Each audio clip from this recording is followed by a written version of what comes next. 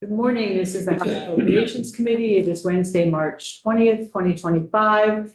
It is 11:37 in the morning. We just come back from the Judicial Retention Joint Assembly. We are going to go back to the spreadsheets that Emily was starting to talk to us about. What I'd like to do is get through all the spreadsheets this morning. Just to walk through. Well, there's a couple, not like 19, but a couple. It's fine, and then we'll have lunch. And then at 1 o'clock, is it 1 o'clock? At 1 o'clock, we have H-167, Vermonters Speaking Vermonters. Then there's a break, depending on how long that takes. We'll get back to budget stuff. This is going to be one of those days where we're hopping around.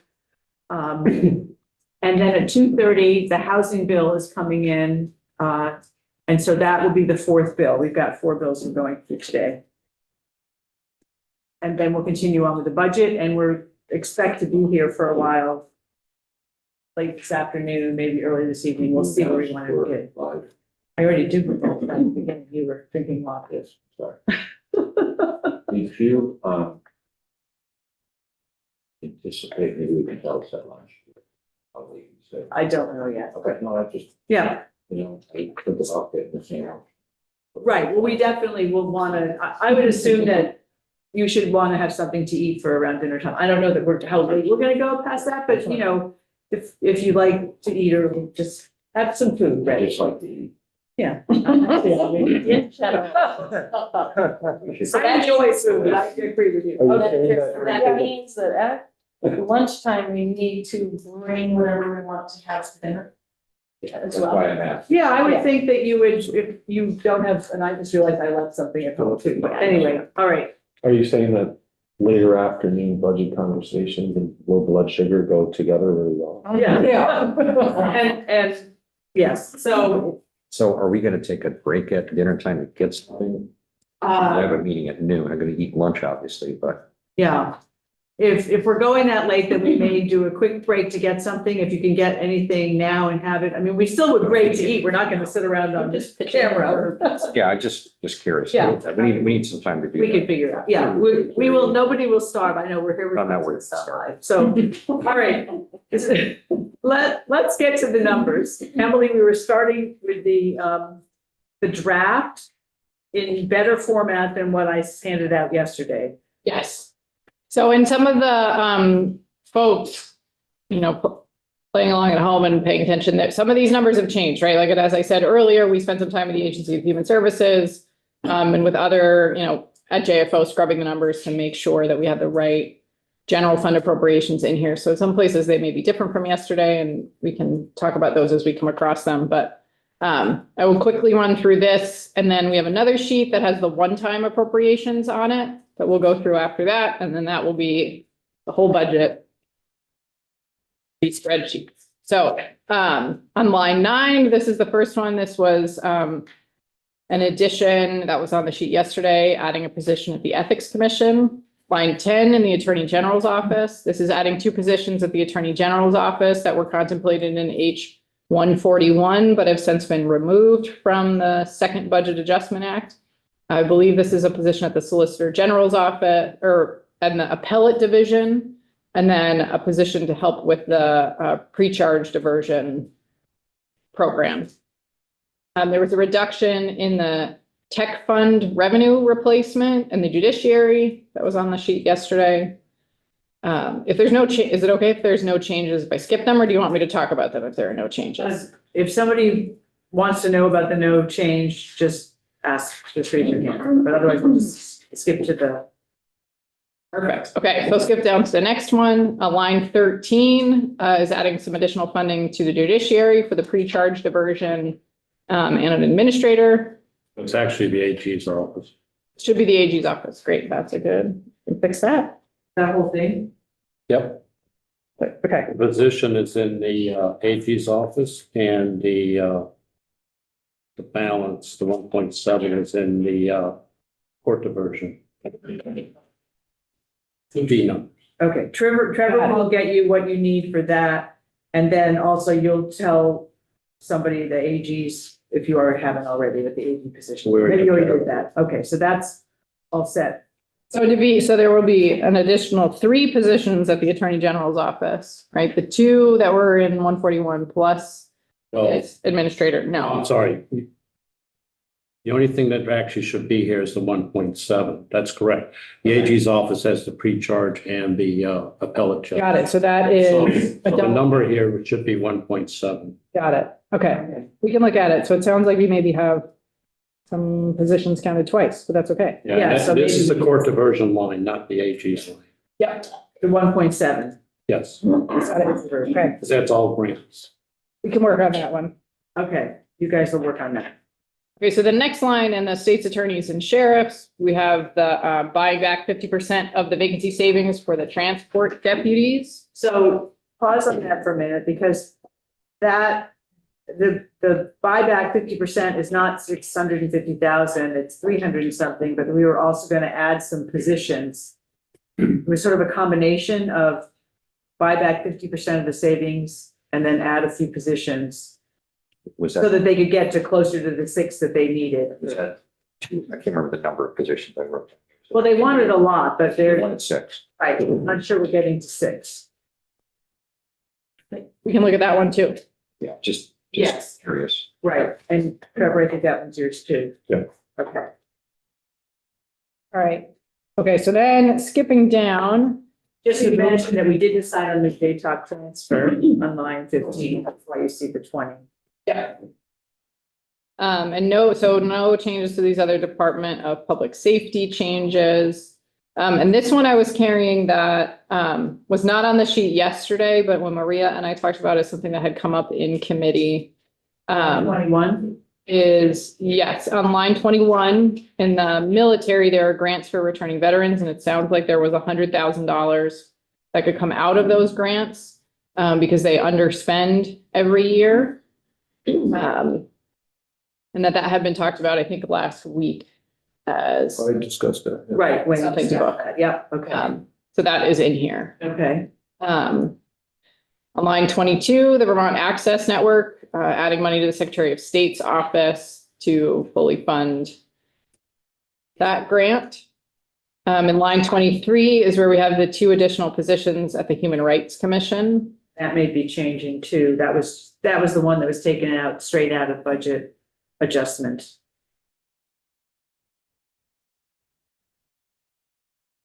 Okay.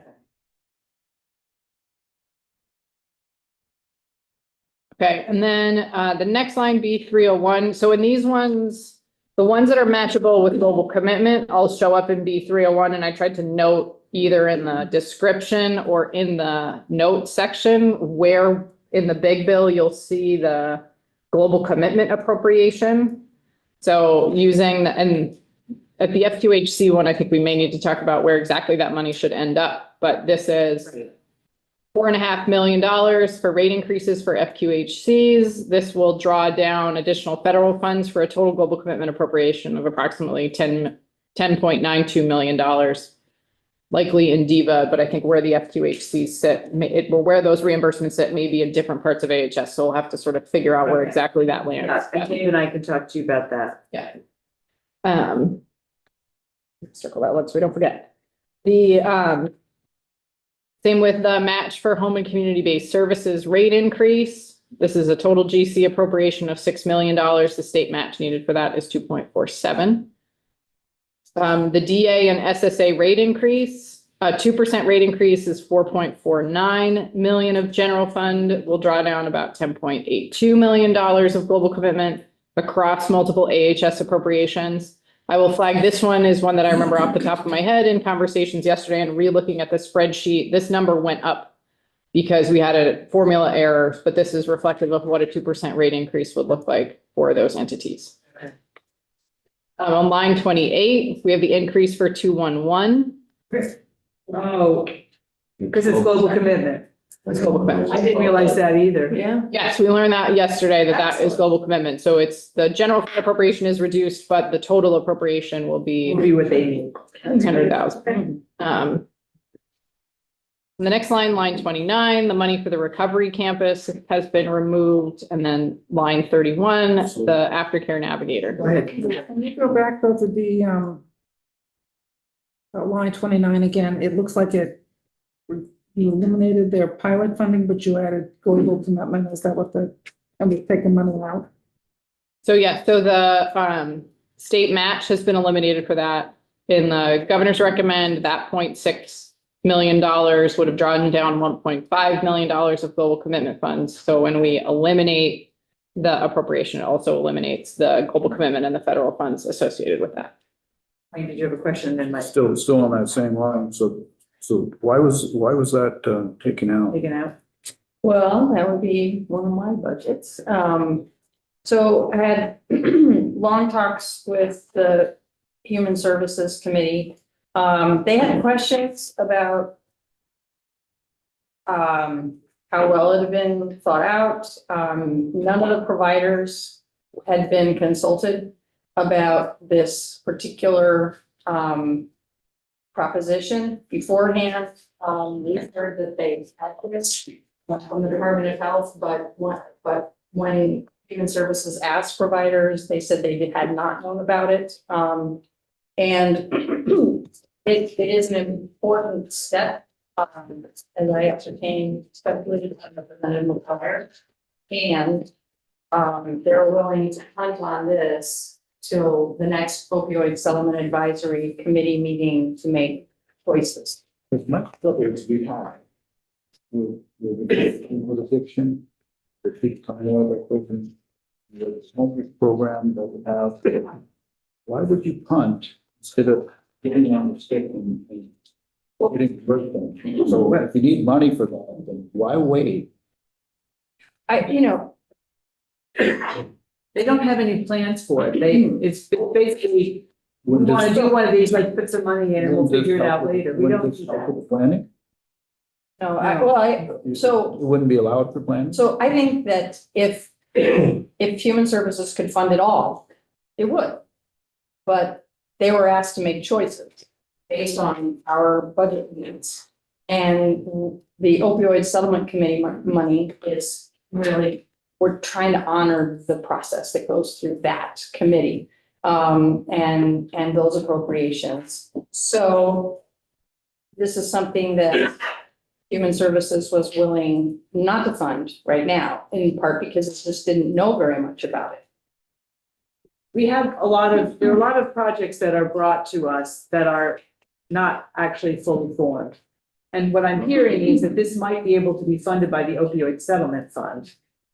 And their next meeting is, Well, they don't make recommendations and vote on that until November and December okay, next year. And if there's room in the budget for this, I don't think anybody would oppose that. It's just, You just hear my concern. My And- concern is yeah. that we Yeah. keep kicking the can and kicking the can. We have some very serious problems. And if all the fluff of how we go about doing it gets in the way, we should be cutting to the chase, and getting the job done. but I also do not want to appropriate money that's not going to be used. And I think that's where we're getting to on a lot of these requests. and we have appropriated 9.8 million that's in H218 for just those kinds of purposes. So it's not as if there isn't significant money that's being invested in recovery, treatment, housing, education, prevention. It's so. We're doing a lot. Yeah, I mean, I'm just always do more. reflecting a couple conversations I've had with Human Services, and we were all asked to look at, well, what in the universe could go, and this was one of them. Mike, I really like. Within a term, I'm sorry. First, I think. Which is about the same thing? I'm still Okay. working on it. Okay, go ahead. I just wanted to, there's a term from our past, not too distant past, shovel ready. Yeah. And it sounds like this project's not shovel ready. Well, especially if providers weren't, consulted as to this, and yes, and frankly, it has been very difficult. I mean, it has been difficult to get money out the door through VDH because I believe they're understaffed. They have to get all this, it's 9.8 million out From the opioid from the settlement. opioid settlement fund, and that's a challenge because we haven't increased their staff at all to do that. And they would be responsible for this too? Yeah. Okay, fine. Okay, Go ahead. I will go. And I'm sorry, this is part of my endless clarification on this stuff. That's good. This is a step backwards, if that's okay, to line 26, the match for home and community-based service rate increase. Is that long-term care, choices for care we're talking about here? Nolan here? Yeah, no, line 26, match for home and community-based service rate increase. Yes, Is that long-term care, choices for care? that is public community for services. Not. So there are some choices for care money in it. It's a mix, because there's some home and community-based services on that choices for care. So there is a line item that, of course, that does affect choices for care on that too. Okay, and for department so that wouldn't be Dale though? That's, Yeah. it is Dale. All right. Okay. But do you have anything you want to add to that? This is part of the long-term care request. Okay. Right, just, it just, that it didn't say Dale next to it, so that threw me off. On the previous papers, it did. What's confusing about that is, and this is something I need to talk to them about, that would actually be across multiple sections. It wouldn't be 301, it would actually be 313. It's actually has to be spread across multiple lines, just like 2% does. Because DAs have 5 or 6 parts of the budget, because they're managed by different pieces and different departments. So that one, we have to figure out how to parse that out, but choices for care would, it would affect a small piece of choices. Okay, Okay. And right, this is where you get into the whole double counting of appropriations, right? So it will just it will show up in B3, the general fund will show up in B301, but then there'll also be an appropriation in B313 and I don't have that So memorized. it's the mixing bowl is 301, where all that stuff shows up. And then it's also parsed out, and at the end of the day, we'll get another spreadsheet and it will say unduplicated funds. Because a lot of this shows up in a couple of different places in the budget. And when you go to the upside down later on, you'll see 2% for home community home, you'll see it in like 3 or 4 or 5 different sections of the budget. But just that piece and it's part half, it'll be So- lumped together in 301, then pieced out in at least 5 or 6 parts of the budget.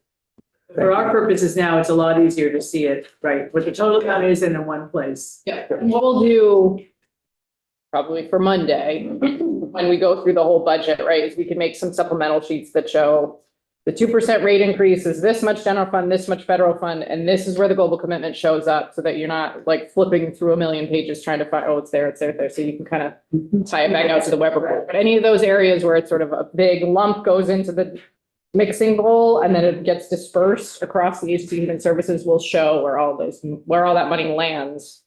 So you can see where it goes, if that helps. Cool. Thank you. Okay, where were we? That was 26, recovery campus, re-engaged beds, we were there at 30, 31. Yes, 31. We talked about the aftercare navigators coming out. And then line 33, Department of Mental Health, adding back in the reduction for the outreach and the first call program. It was on the sheet yesterday. On line 35. Yes, so on line 35 is where we see this shift to the CCFAP special fund. This is where you see the rate increase for infant and toddlers because it's effectively increasing the spend from that program. So it reduces the general fund shift and leaves some money behind for We're that. using So, some amount of general fund yes. to fund the infant and toddlers this year. And then the rest of the money that's needed comes out of the special fund where we've been told we have extra to do that. And I'll just again remind everybody that it's an entitlement program. So we are not doing anything that in any way hurts anybody's ability to get the payments that they need for their childcare. It Is this the $19 million that I'm seeing in emails? People Yes. Restore, but it's Yes. going into the special fund? It's not going into general. It was general fund money that was gonna go into the special fund. It was Is that right? an appropriation from the general, so two funds fund the program. This one has more money than anticipated. So rather than spend this amount over here, we're gonna shift it over here and spend it out of the special fund because it has extra revenue in That's the it. 19 million That's that's the coming out, 19 that's the one coming out of the general fund. Right, so we're gonna But it's use, still we're gonna staying in use, the program. but it's not, the program is gonna be fine. We are gonna use 5 point whatever, I don't have my glasses on. 9.8 of general fund money to fund the So infants this is and the toddlers general this year, while we still try to get the whole system. It's working very well. It's working the way it should. All programs should be set up as well as childcare's been set up. But we also haven't had a full year of the payroll tax or, all of those things haven't settled out yet, so. Correct. So the next one that changes, the notes in black are just, from the governor's recommend, but the next change is on line 44, the adult, education funding correction. I believe this didn't have enough funding in it as was in the governor's recommend. This number was $300,000 yesterday. When we looked at it last night with Julia and what we got from the agency of the 300,000 reflected both the education fund and the general fund increase. So the general fund increase is only $180,000 and then there's $120,000 coming from the education fund. That's accounted for. So it on wasn't a Ed side. $500,000 increase. No, It's only, that's not my understanding is that it was. okay. That's what was needed for the correction. You didn't do line 41. Line 41. Yes, so that one didn't change from Okay. GovRec, but those are the additional positions. Things. So the AEL yesterday was. 303, 330. 303, and now it's 180. It's not further. In the future. So then if we go over to the next page, I added in a line, so we didn't forget it for the horse farm. Yes, so if, yeah, while it says 000, the cell has a $1 in it. So it's in there and you can What tell. is that again? We keep going. It's just sort of a thing. Yeah, so then the next line, B702, line 49, in Fish and Wildlife is adding 2 additional positions for regulatory review. And Trevor's working with them on actually it's gonna be, so that We worked it out. you did. Are we in the right place then? Is this the right place for it? Yeah. Okay. Wonderful, thank you. So we'll get language for that. Whenever there's new positions, we'll need language for what they are, right? Yes, yeah, Everybody's working on that. I worry about language, so I'll just bring it up. Thank you. yeah. We'll work on getting the correct position titles for all of those. Okay, so then the next line that changes is line 54, the International Business Development Office. Additional funding for that was proposed to be eliminated. I have a question for that. Yeah, go ahead. We had one in Canada, in Quebec. And then apparently they were asking for an increase to go somewhere else, Europe. So this is limited to Europe, thing, but it keeps the Canadian. As far as I understand, this was the new Just one. want to double check. What's the one you use for salaries? No, there's a minimal amount used for, I don't know, for rent. Rent. There's 45,000 of this that was meant for overhead expenses. The bulk of I thought it, there's a person. They hire a person up there that's connected that we go. yeah, I mean, it'd be at 45,000, it's obviously relatively part-time, but the bulk of it is meant to be for international consultants to reach out to other countries that are not Canada. They do that as grants or contracts? Contract. Contracts. That's a good contract. Okay. Realize I'm not sharing my screen, so I'm gonna do that. And tracking of students. Okay. We'll be back at 1 for the farmer, Vermont, Vermonters, that's yours, Tom. Okay, where were we? International Business Office, done. Line 55. Department of Housing and Community Development, reducing the appropriation for the manufactured home improvement program, repair and improvement program by $1 million, And we're leaving it in base. leaving it in base, yeah. So we know any reason why, I mean, we're throwing money into housing all place. Why we're not able to pursue this? We've cut housing in some places and we've increased housing in other places. We definitely want to have a variety. This is a great program. That's why it's staying in base and not being moved to one time. And then we'll look at the housing. We'll take a look at housing when we're done, but this is where we are at the moment in a draft form. Line 56, the VHIP program, including the positions, have been shifted to the one-time list, and then they're on the one-time list, but then they're reduced. I added on here the Land Access Opportunities Board, which was a one-time appropriation. I know there's been discussion to move that to a base appropriation. So no change in dollars. It's just it's located because it's not. Truth and Reconciliation Commission is going away, so that's staying in one time. But this is a Was base. the number in base? I believe it was new during the last legislative session. LAOB? Yes, No. I think it was another. one before prior that. Session, but then, I don't think it got up and running until last session. But it is intended as a kind of a long-term investment. Whereas Truth and Reconciliation Commission which has it. And Line 57, my numbers are goofed up. I will fix that. Yeah. Is it always happens every year. Line 57 is the increase to the GROW grants that's been eliminated. And then line 58 is the all other changes. So this is, because some things were added that were not in the base, this number kind of moves around a little bit.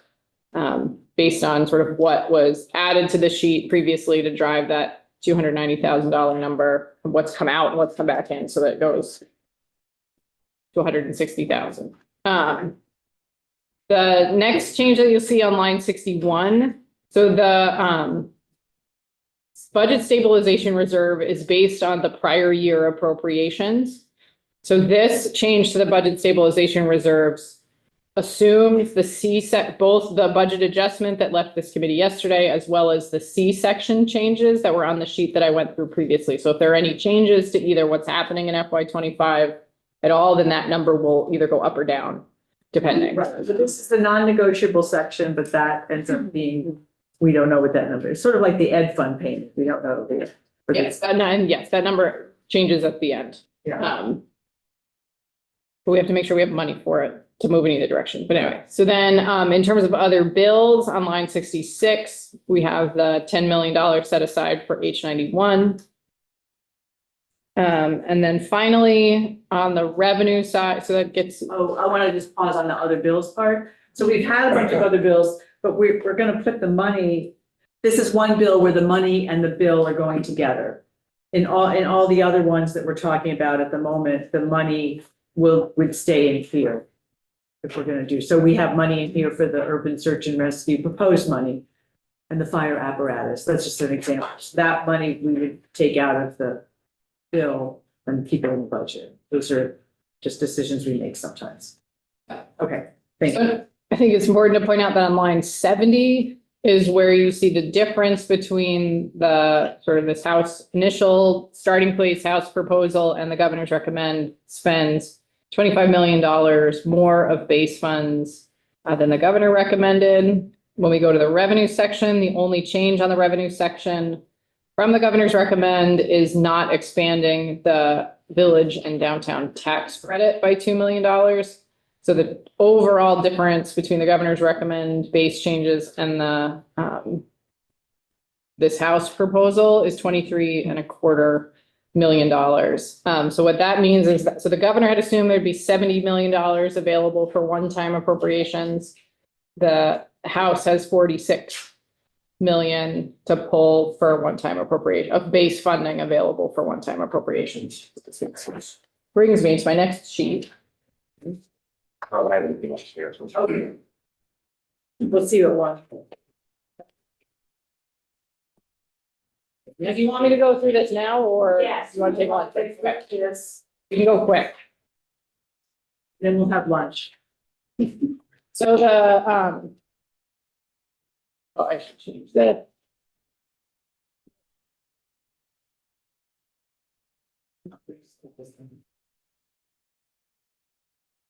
There's another one.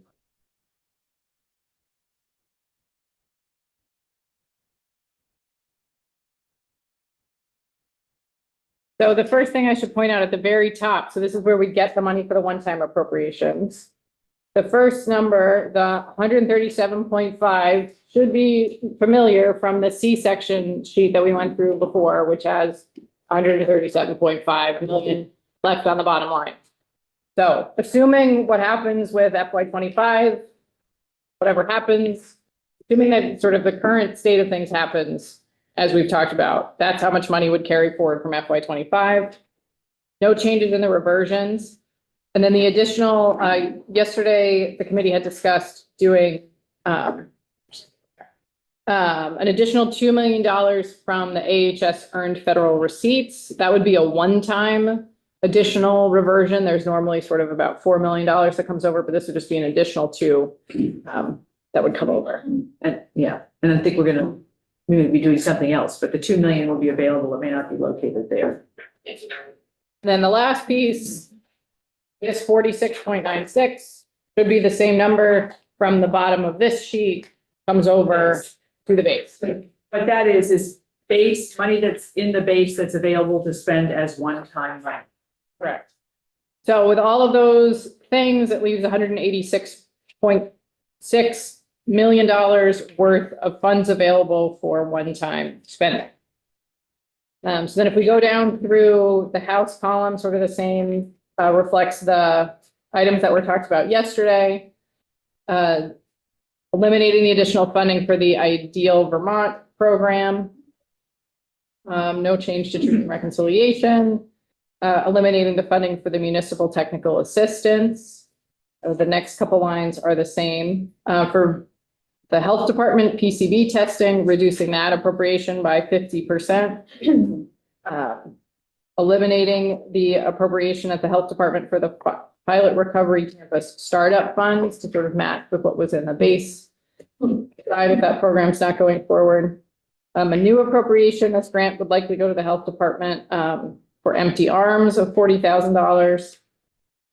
The shelter capacity is the same as what was in the governor's recommend. The GA emergency housing, this is adds an additional $2 million that was discussed yesterday. We definitely need $10 million, or definitely the way that H91 is in-house human services needs $10 million, and this is just an additional $2 million that had been talked about for the program, to support the program as needed. In a new Question? Okay, so yesterday, part of $1 million. Right. That wasn't gonna be something. Right, Now you're saying 2 million is gonna be, right. 10 million Is part. staying is part. So I originally when we did it, I just threw it there so we could make sure we were covering, it was all about the same, housing program, right? But all we did was divide it up to what actually needs to be in that bill, and then anything else will be in the budget if we do it. And it's not a different kind of capacity. No, this emergency housing assumes the same program that's in existence this year. Okay, so we're at FIDA. Okay, so we'll keep going. Yeah, VITA tax assistance, so additional money to, I believe this would go to DCF for this program, Okay. but so we can triple check on that. That's in the treasurer's. I'm not sure. Oh, it might be you're right. It might be the treasurer. Yeah. I think I got a request for that. Maria, It was the the treasurer. treasurer's office at one point, but yeah, let's just check. We'll find out, and get it in the right bucket. So I know, what it's next, tuition advantage program. Yeah, we're adding some language for the $4 million because we don't just give money and say good luck and. I don't have, Yeah, I have some draft language. I'm gonna look at it and see whether it's. We have a draft. Where is it? Oh, a 50% reduction to the VSAC or Vermont State College's tuition advantage program.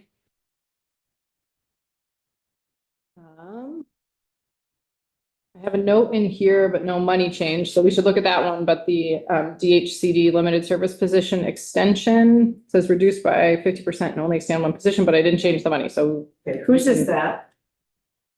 DHCD, is that you? Where, I'm sorry, It is on E 1100 N subpart 1. 30. oh, this is, I think, this is for the VHIP program. What? VHIP is in a different line. No, it's different. Yeah. This one we We're need to gonna look just at. do one position. Keep one position. They asked for two. No, they asked for two, and we funded one So why, for VHIP. I didn't update the number. so why 300,000? You didn't update the number. You didn't update the number. That should be a 1.5. Yeah. That's why we're going, this is first draft. How do we do this? Why we're doing it. Okay. So the next change, the Vermont Bond Bank Infrastructure Sustainability Fund, a reduction of $1.6 million. The next two lines, the VHFA rental revolving loan fund and the middle income homeownership development program, reducing both of those by 50%. The next line is VHIP, which you recall came out of the base appropriation and then is moved over to the one-time section and reduced by half. Next line for DED, the Brownfield Revitalization Fund, eliminating the additional funding for that program. The next line, the next two lines are additional funding for the House Healthcare letter. This is the primary care. One care going away and the Fed not coming in. So later to keep them afloat. What line are you on? Sorry, the last two on the bottom. Thank you. 84. And I will the next iteration will have the little numbers on the side. I think I didn't update the print area, and that's why they're not there. On lunch project. So in at the very top of the next page, we have the UVM Tech Hub for $750,000, $300,000 to NOFA Vermont for Cash Prop Plus, $240,000 for the Home Share Vermont. And then this is the $8 million of additional housing funds that we're currently carrying. And then the last one is eliminating the one-time appropriation for the Land Access Opportunities Board and moving it over to the base. The next two lines, I need to get the numbers for these, but bills with one-time appropriations, the $750,000 for the urban search and rescue and the wildlands fires, which I know there's still some conversation about that. This is the placeholder for that. Yeah. And then holding $1 million for the medical debt bill. So that is one coming from the Senate on that, the treasury. Okay, where does the $1 million go? I mean, we haven't seen it yet, so we don't know where it goes. The medical debt bill? Do they pay for the debt or do they? They pay 10 cents on the dollar and it gets it off the books and then the debt is basically wiped out for a small amount. And I haven't seen the bill either. I've just talked to the treasurers, had some meetings about it. Okay, so that's appropriation before transfers. Yeah, and then the one-time transfers, the changes are a reduction of $5 million of the transfer to the Computer Information Technology Fund for the ADS billing model change. About approximately a 40% reduction in the appropriation or the transfer to the Environmental Contingency Fund for PCB testing and remediation in schools. And then per conversations, my understanding with the chair of House Corrections and Institutions, there can be a reduction in the transfer of general fund to the cash fund by $4.34 million. So that we're carrying that as a one-time reduction.